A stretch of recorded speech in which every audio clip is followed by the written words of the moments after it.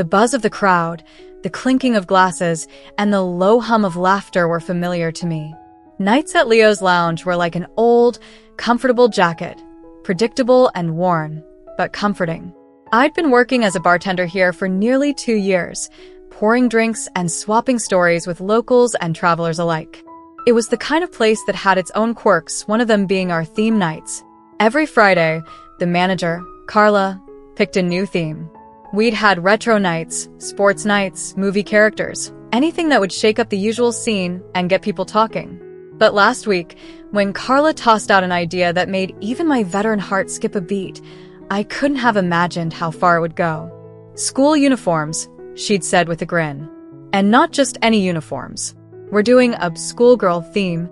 The entire bar erupted into laughs and murmurs, customers nudging each other. I wasn't sure if it was the drinks or the shock, but there was no denying it would be something different. I expect everyone, yes, everyone in full costume, Carla said, pointing her finger around the room, her gaze finally resting on me. Yes, that includes you, Jack. Me? I tried to keep my voice steady, pretending this was just another of Carla's crazy ideas. Carla, I'm not sure anyone wants to see me in a skirt. Carla's grin widened. I think you'd be surprised. I didn't know what to say, but there was no getting out of it. The following Friday, I showed up a little early, hoping to ease into this strange new role. Carla met me at the door, holding a plastic bag with my name on it. Here, she said, barely containing her excitement. Your uniform. I opened the bag cautiously, half expecting some sort of gag gift, but what I found was an actual schoolgirl outfit, a pleated plaid skirt, white blouse, knee-high socks, and even a pair of black Mary Jane shoes. Carla, you're kidding. She shook her head, her grin widening. Trust me, the customers will love it. There was no backing out now. I took the bag and headed to the restroom, locking the door behind me. Taking a deep breath, I pulled on the clothes, feeling a strange mix of discomfort and something else I couldn't quite place.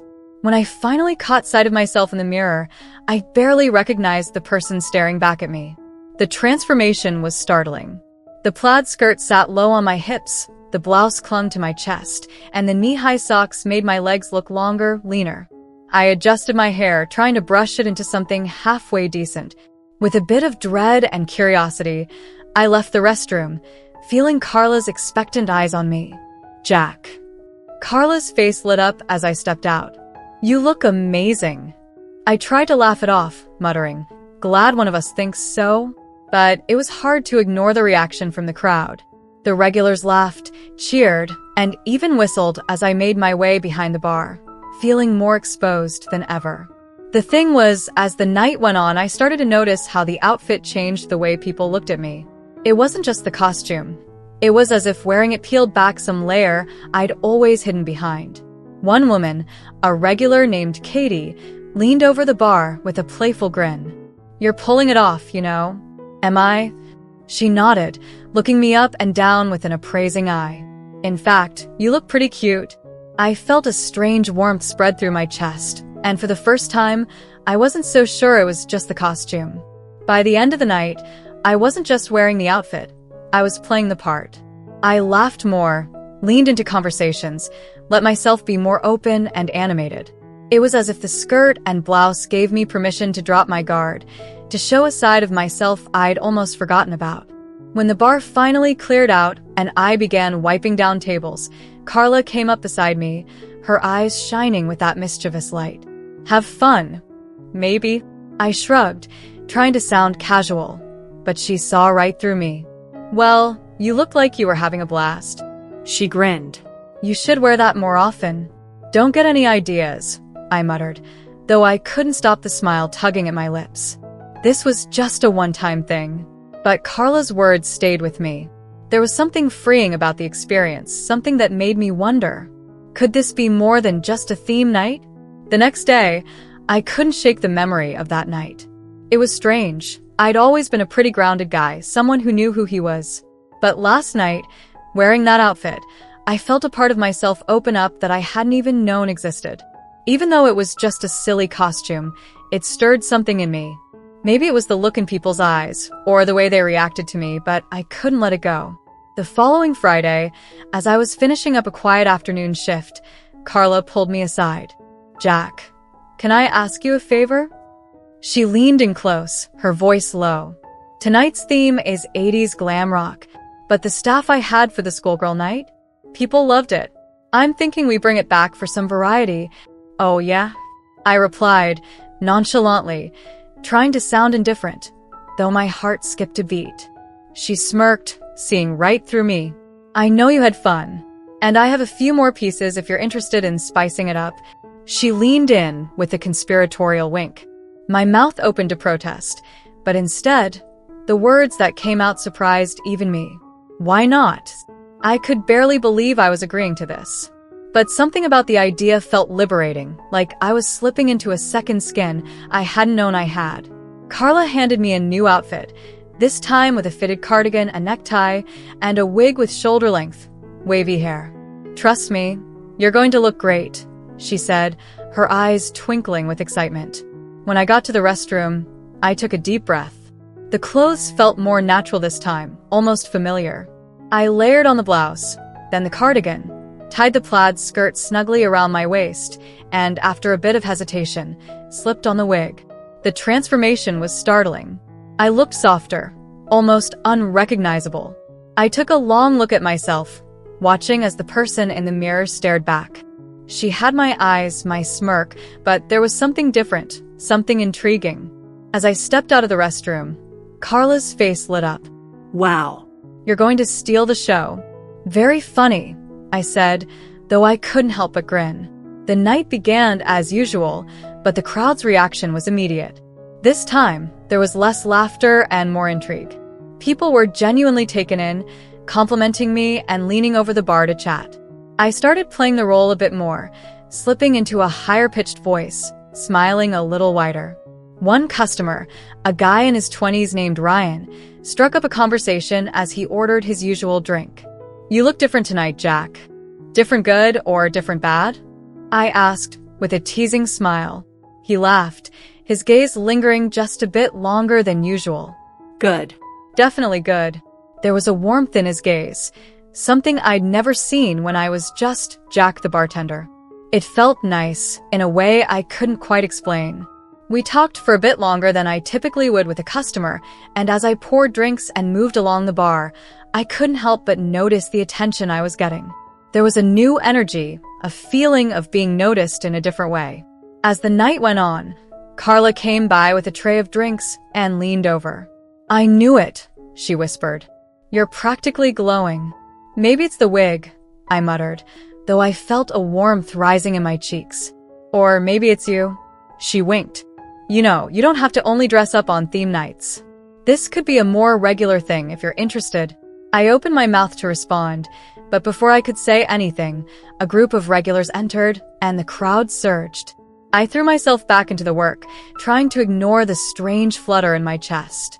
Over the next few weeks, Carla kept finding reasons to bring back the Schoolgirl night, and each time, I got a little bolder with my look. Eventually, I started experimenting with makeup. Carla had a stash of eyeliner and lipstick in the back, and one night, I decided to give it a try. My hands shook as I applied the eyeliner, carefully drawing a thin line along my lashes and adding a touch of color to my lips. When I stepped out that night, I felt different, not just in how I looked, but in how I moved, how I spoke. I was more confident, more playful. The lines between Jack and this other self began to blur, and I found myself drawn to the latter more and more. People noticed too. Ryan, who had become something of a regular, always seemed to linger at the bar longer on these nights, his gaze lingering on me with a mix of curiosity and admiration. One night, after a few drinks, he leaned over and said, "You know, I think I like this version of you best." I laughed, a bit more shyly than I intended. "You think so?" "Definitely. You're beautiful." His voice was soft, genuine. The compliment struck me, lingering in the air between us. I glanced away, feeling an odd mix of vulnerability and thrill. As the bar cleared out that night, I found myself thinking about Ryan's words, replaying them in my mind. Over the next few days, I started experimenting more on my own. I picked up a few makeup items, some nail polish, even a pair of small hoop earrings. I'd spend time in front of the mirror, trying out different looks, different outfits. It was like discovering a new part of myself, a side that had been hidden, waiting to emerge. One Friday, as I was applying mascara in the restroom, Carla knocked on the door. "Hey, Jack." Her voice was soft, almost hesitant. "There's someone here to see you." I looked up. The mascara wand paused midair. "Who is it?" "You'll see." Her tone was teasing, playful. With a mixture of curiosity and nerves, I put on the final touches and stepped out. Standing by the bar was Ryan, holding a single rose. He looked up as I approached, his face breaking into a smile. "For you," he said, extending the rose. I blinked, taking the flower with a mix of surprise and warmth. "What's this for?" "For being you," he replied, his gaze steady, genuine. We spent the evening talking, laughing, and for the first time, I let myself be fully open, fully vulnerable. When the bar closed and the lights dimmed, Ryan walked me home, his hand brushing mine as we strolled through the quiet streets. I felt a calmness settle over me, a sense of contentment I hadn't felt in a long time. After that night, I knew there was no going back. I began embracing this side of myself more openly, not just at work, but in my everyday life. I experimented with different styles, found clothing that made me feel comfortable and confident. My coworkers were supportive, cheering me on as I explored this new part of myself. One evening, as I was closing up the bar, Carla came over and put an arm around my shoulder. "You know, I think you've finally found yourself." I looked at her, a smile tugging at my lips. "I think you might be right." As the months passed, I grew into this new identity, finding a balance between the parts of myself that had always been there and the parts one was still discovering. And every Friday, I'd slip on that schoolgirl outfit, not just for the theme night, but as a reminder of the journey I'd taken, the journey to becoming fully, unapologetically me. What do you think of Jack's journey from reluctant participant to fully embracing this new side of himself? Did his transformation surprise you, or did you see it coming? How do you feel about the way people around him, like Carla and Ryan, responded to his changes? Was their support essential, or would he have found his way on his own? And what about Jack's growing relationship with Ryan? Do you think it was genuine, or did it only flourish because of the new identity Jack was exploring? Share your thoughts and any personal connections in the comments below. Thank you so much for watching till now. It means the world to have you here. This community is all about empowering each other and celebrating the incredible journeys of everyone on their path to living authentically. If you're ever feeling lost or alone, remember you have a whole family here for you. Hit that subscribe button, smash that like button, and let's keep inspiring each other, sending you all the love and strength in the world. Until next time, live your life by your rules.